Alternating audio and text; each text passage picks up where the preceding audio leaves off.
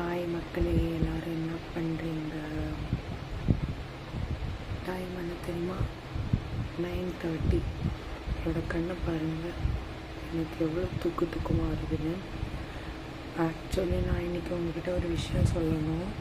என்ன தெரியுமா, எனக்கு இன்றைக்கி ஒரு ஃப்ரீ பீரியட் கிடச்சிச்சு.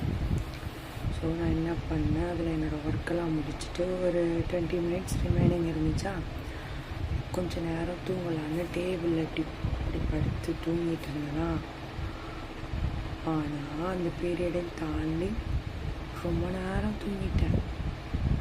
திடீர்னு எழுந்திரிச்சு பார்த்தா டைம் ஆகிடுச்சி, 1/2 hour ஆகிடுச்சி.